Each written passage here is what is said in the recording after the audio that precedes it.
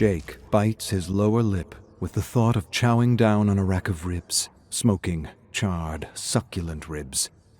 He shakes his head and returns his focus to the moment, to the wild hog he's been tracking through the woods all morning and afternoon.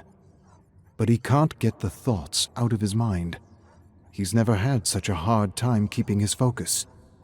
When he's not thinking about food, he's thinking about the past, about home, about the argument. Seems like it happened so long ago.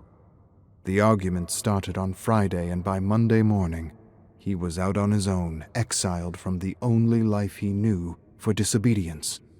But it wasn't disobedience, not to Jake. To Jake it was a need. No, it was more than a need. It was a longing. A profound longing to know where he came from and why his father never talked about him. "But you didn't have to push him so hard, did you?" "I did. I had to. I had to because I had the right to know who he was. Don't you see? I have an emptiness inside me that no money or thing can fill. Yet, he never told me anything about him. He just distracted himself with the business and all the trappings of a superficial life and raising you, Jake. Raising his boys." Jake stares past trampled grass, and he hears his mother's voice resounding through his head. "Jake, please. You are expecting a straight thing, and no straight thing has ever been made. Your father isn't perfect, and everything he's done is to give you a better life than he had. He has his reasons. And I have mine." Jake closes his eyes. He remembers leaving home without saying goodbye. He remembers backpacking across Korea, meeting people who had known his grandfather and could tell him stories about how he had lived. And none of the stories he had been told justified burying the past the way his father had done. He had expected his grandfather to be an abusive deadbeat, and yet he had discovered a hero, a legend even. He had saved and reunited so many families, and so many were grateful and indebted, and still, he never mentioned him. Maybe he didn't want a legend, Jake. Maybe he wanted something else. But why does it matter? Why does it matter right now? A voice of caution suddenly brings Jake back to the moment. His grandfather's voice, or what he thinks his grandfather would have sounded like. "Jake, stop thinking about everything else except what you need to think about. You need to eat before you begin to see things that aren't there.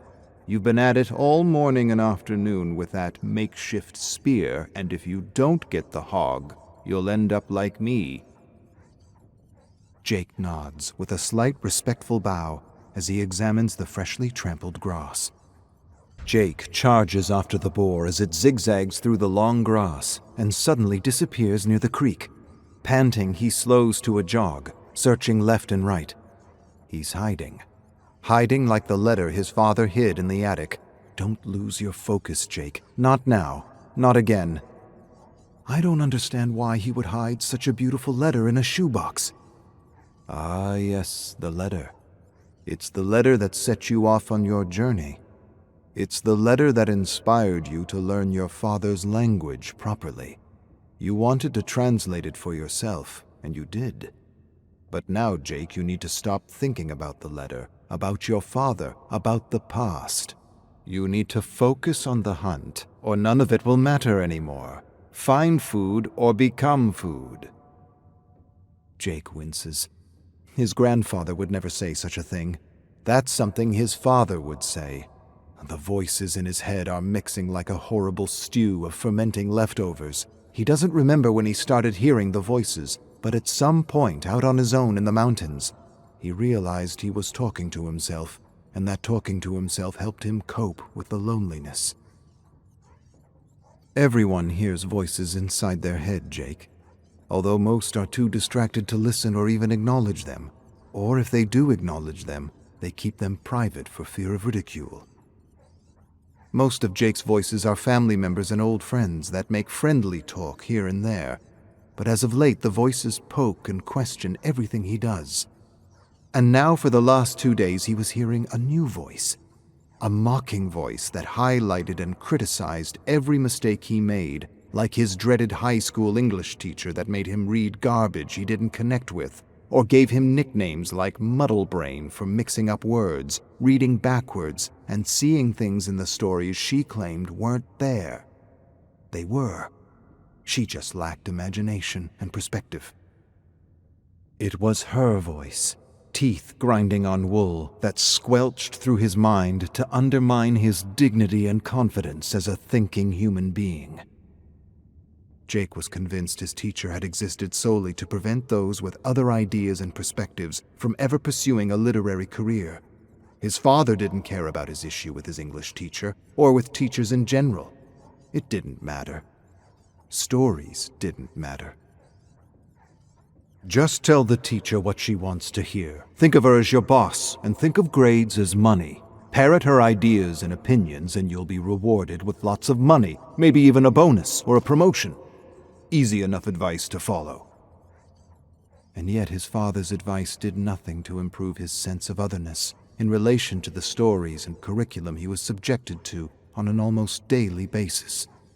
He still felt like an outsider for lacking interest in the literature and history he was expected to read and memorize as truths undeniable.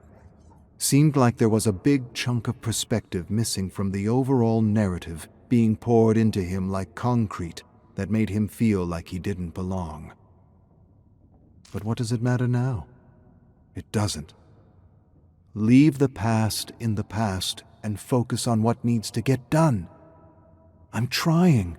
Listen here, big brother. The sun's coming down. You're having conversations with yourself, and your cells are about to cannibalize one another. Find your focus. Jake sits on a stone and watches a hawk circle against the golden dusk. He sighs and feels his stomach twist. He needs something, anything, and he regrets not taking the free granola bars from the clerk at the hunting store. He still doesn't understand what he was trying to prove and to whom he was trying to prove it to. I guess I want to see if I could be like him. You've brought trail mix and other snacks before. What's so special this time? Jake draws a deep, anxious breath. I don't know. The hawk sails through the darkening sky, then swoops and quickly disappears near the stream. Jake stares after it for a long moment, then decides. He grabs his spear, staggers to his feet, and stealthily makes his way toward the shimmering water. By a fallen tree, he sees the hawk picking at feathers and bones. He inches closer, lifts his spear, and launches it. The spear hits the ground and the hawk rockets to the sky, leaving scraps behind. Scraps. Scraps will do. For now. Jake kneels by a sticky clump of flesh and feathers. He smells the pungent odor of heart-pounding red. He touches the sticky innards and the plucked skin and the bones. Bones as white as the hog's grin. Jake sighs his frustration and shakes his head.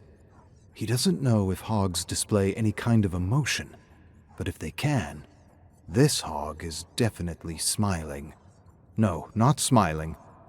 Laughing. What kind of bird is this anyway? Doesn't matter. Jake pulls out matches and cooks the guts, preparing a kind of bird pudding. You brought matches but no granola bars? I don't know what I was thinking. You're not him, Jake.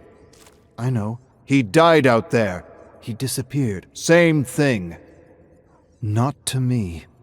Jake tries to spit the rancid taste of regurgitated bird out of his mouth as he tracks the boar.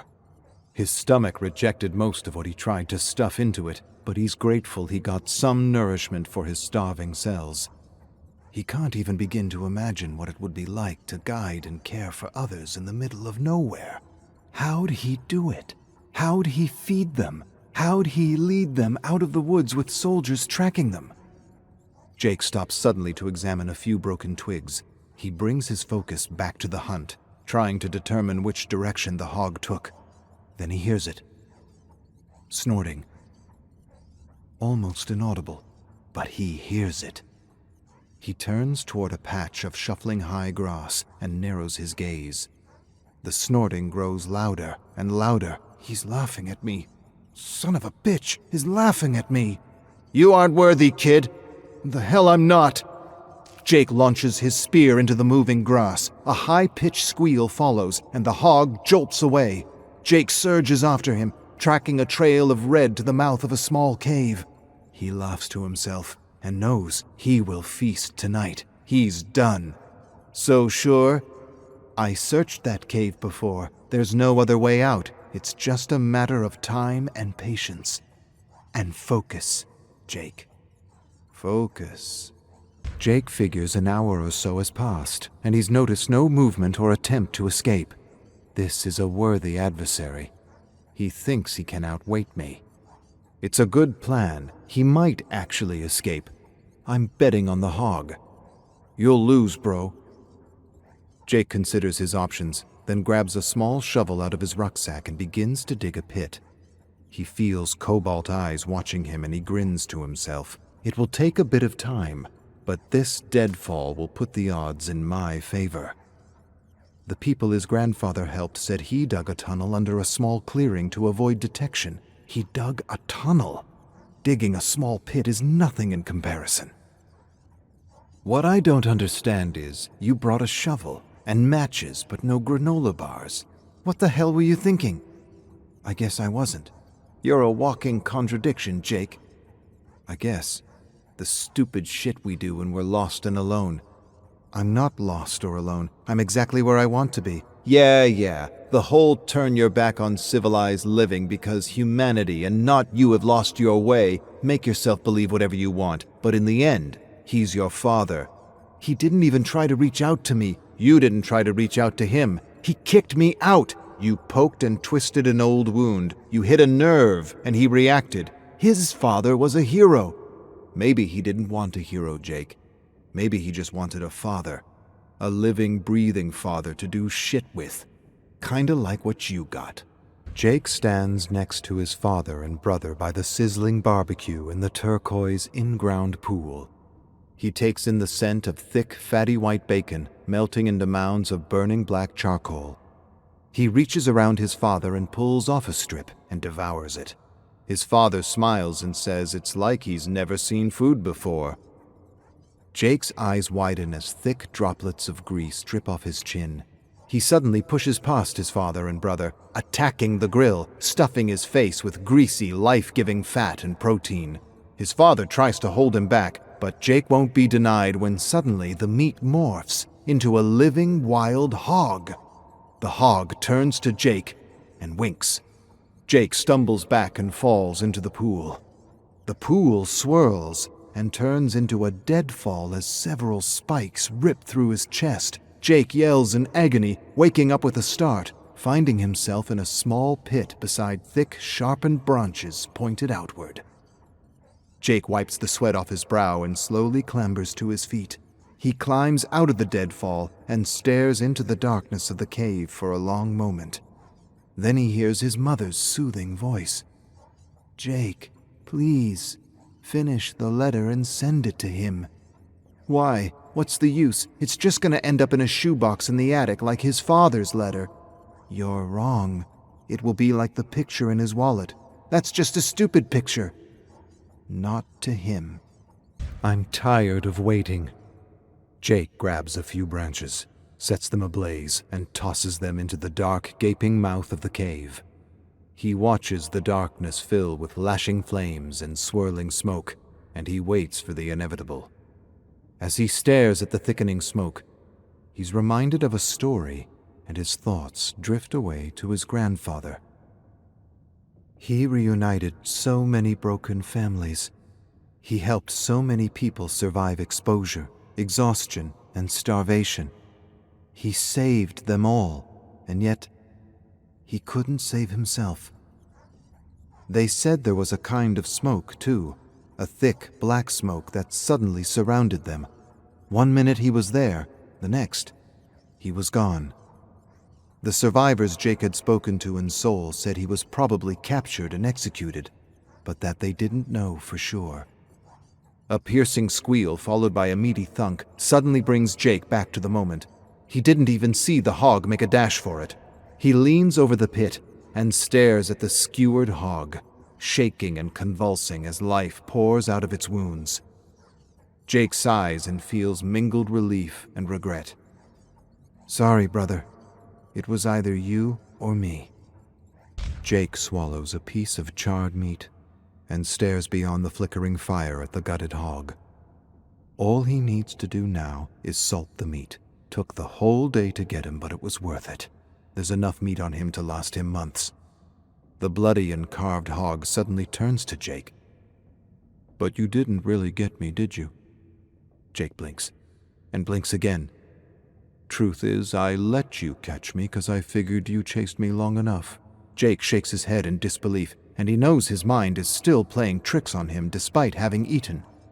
The hog sighs sadly. "You and I, Jake, we're caught in the same vicious cycle.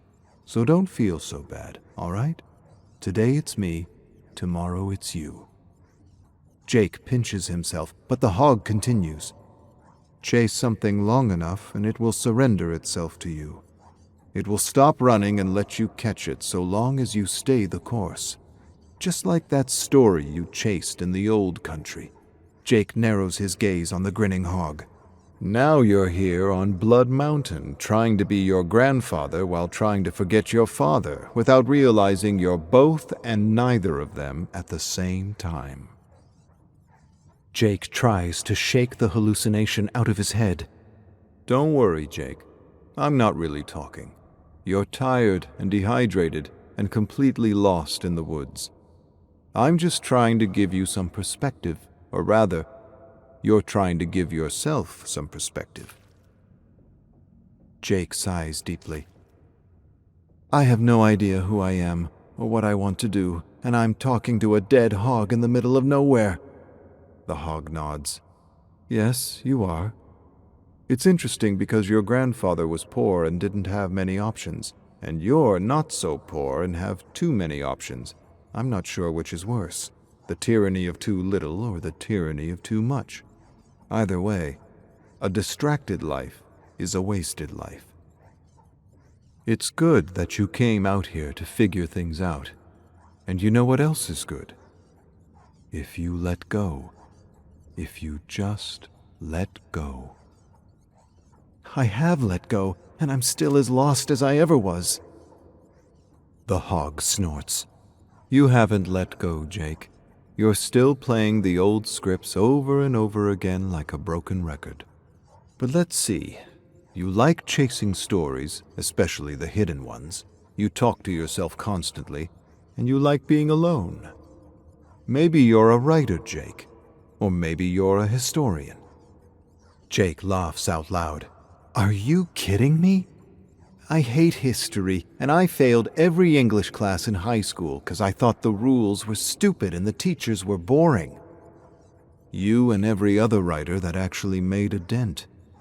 English class doesn't make a writer, Jake. Fighting class and dancing class do."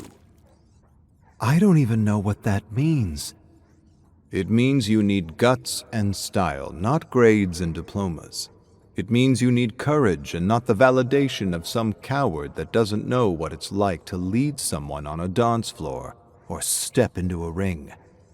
It means your country needs a lot more stories like yours because let's face it, Jake, if your story isn't in the main narrative, if you're just a footnote in a history book, you may as well not exist.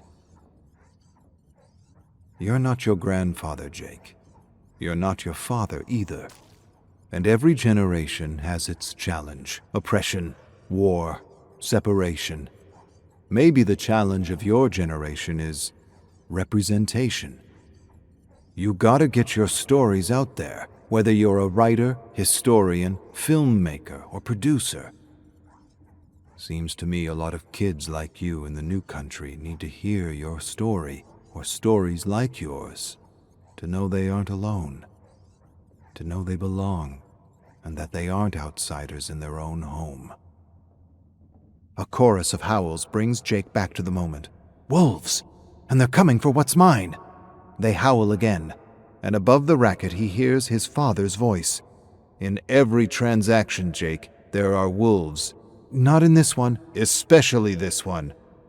Jake ignores the voice in his head and tries to focus as he considers his next move carefully. Jake sits high in a tree with the hog dangling from a cord.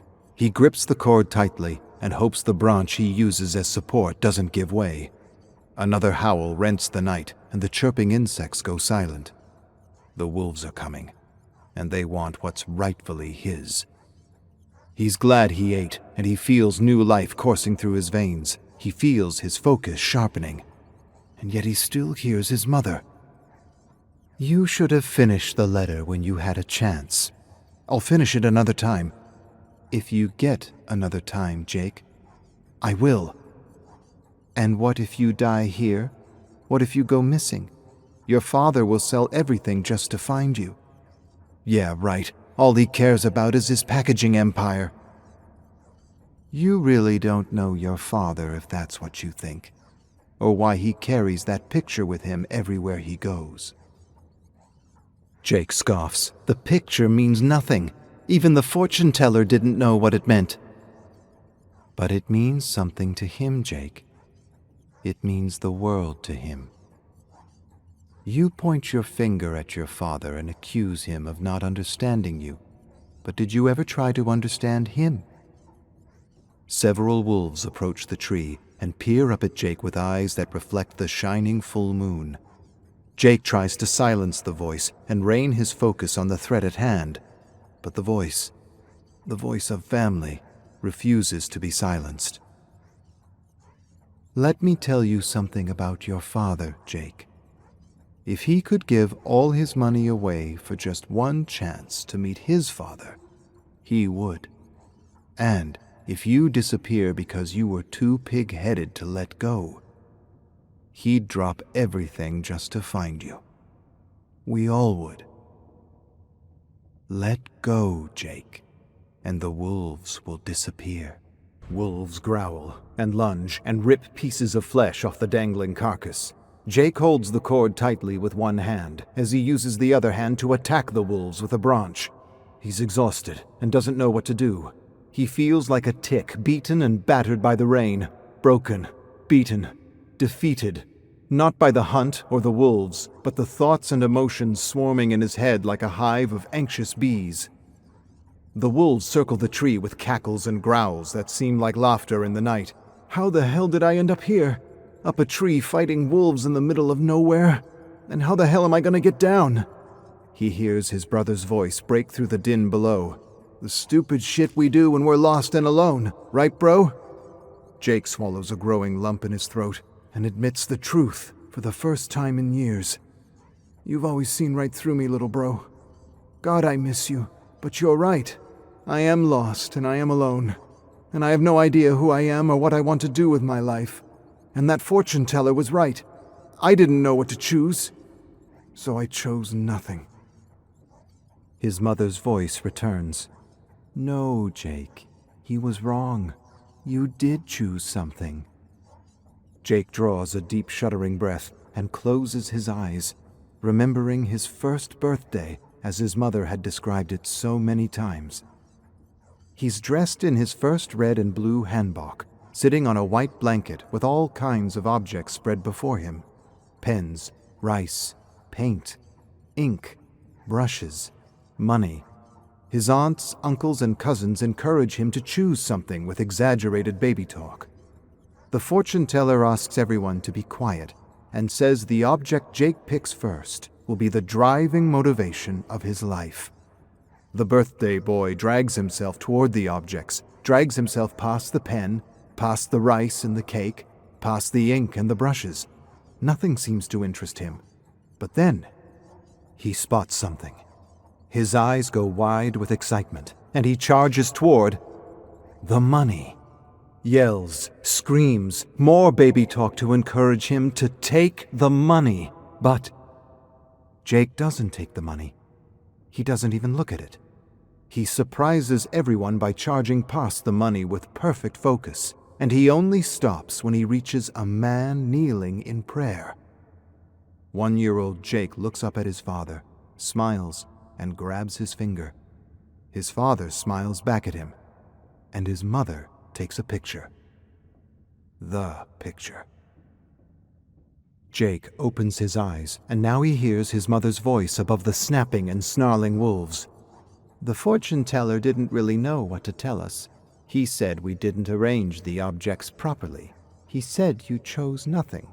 But I think we both know he was wrong. I don't understand. It's been years, Jake. Finish the letter, teach him about his father, and come back home. I wouldn't know what to write, what to say. You'll figure it out. Just remember that he respects what you did, because in the end he knows you chose family. You always did, and you always will. That's why I know you'll do what needs to be done. Come back. Help him complete his story. The imaginary words strike Jake's heart like lightning. His eyes widen with sudden understanding, and for the first time in his life, he wonders. He wonders what it would have been like to grow up without a father. To miss all the things his father gave him, to miss all the things he took for granted. Hiking, fishing, hunting, camping, fun and fierce games of baddock and moonlit tents. It wasn't all superficial bullshit. There was good, too. A lot of good. He was so contradictory. Aren't we all? I suppose we are. Jake loosens his grip on the cord and stares at the frenzied wolves below. And for the first time in his life, he knows exactly what he needs to do.